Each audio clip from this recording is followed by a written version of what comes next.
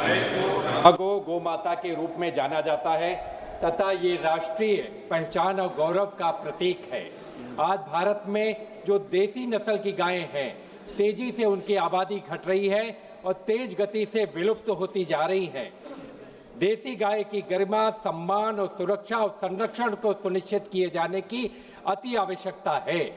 इसके साथ ही गाय, बछड़ा, बछड़ी, बैल और सांड के वध पर प्रतिबंध, वध के लिए गाय के परिवहन और निर्यात पर प्रतिबंध और गाय को किसी अन्य तरीके से बिक्री, खरीद, निपटान पर प्रतिबंध और गाय के मांस को अपने कब्जे में रखने पर भी प्रतिबंध और शुद्ध देसी गायों की नस्ल की गायों को संरक्षण दिए जाने की आवश्यकता है।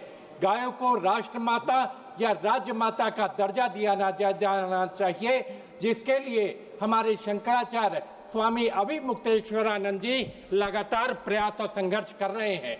तो हमारी सरकार से मांग है कि ये अति महत्वपूर्ण विषय है, देश के गौरव का प्रतीक है, इसलिए सरकार को समुचित ध्यान देते हुए गायों को राज्य माता या राष्ट्र माता का दर्जा दिया जाए। सभापति महोदय, मैं आपका ध्यान कटिहार सदर अस्पताल सहित जिले के अन्य स्वास्थ्य संस्थानों के गंभीर अव्यवस्था की ओर ध्यान दिलाना चाहता हूं।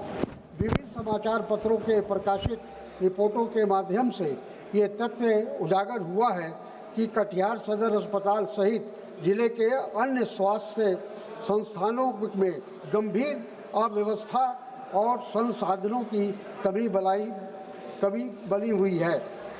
सदर अस्पताल में ड्यूटी रोस्टर कई महीनों से रिवाइज नहीं किया गया है तथा स्थानांतरित डॉक्टरों के नाम अब भी जो डिस्पेल बोर्ड होते हैं उस पर दर्ज है। इससे मरीजों को भ्रम और भ्रामक जानकारी मिलती है और उन्हें अनावश्यक परेशानी का सामना करना पड़ता है। इसके अतिरिक्त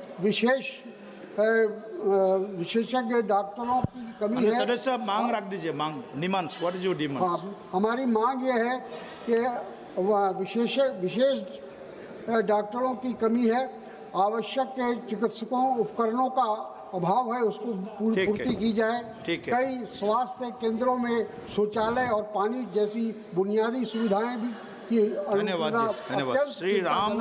धन्यवाद सभापति महोदय। मैं आपके माध्यम से भारत सरकार के संज्ञान में लाना चाहता हूं कि पिछले दिनों धान की जो खरीद हुई सर, धान, बाजरा, मूंग, यानी कि धान का एमएसपी था भारत सरकार का 2389 रुपये प्रति क्विंटल, बाजरे का भाव था 2775 रुपये प्रति क्विंटल, मूंग का एमएसपी था 2768 रुपये। सभापति महोदय, मैं सरकार से विशेष तौर से कृषि मंत्री जी से जानना चाहता हूं कि हरियाणा प्रदेश में टोटल धान की जो खरीद हुई है 65,13,540 मेट्रिक टन, लेकिन 10,01,250 किसानों से प्रोक्योरमेंट की खरीद की सरकार ने धान की। लेकिन हरियाणा प्रदेश के किसान के साथ इतना बड़ा जुल्म आज़ाद भारत में सर कभी नहीं हुआ, इतना बड़ा घोटाला।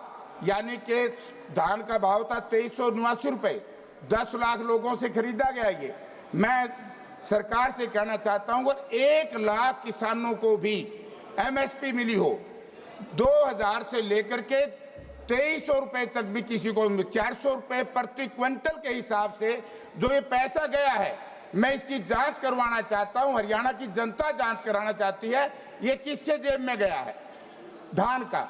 यानी लाखों करोड़ रुपए का किसान के साथ धोखा हुआ, कीमत पूरी दे दी, लेकिन आड़तियों के माध्यम से 400 रुपए प्रति क्विंटल किसान से वापस ले लिया गया।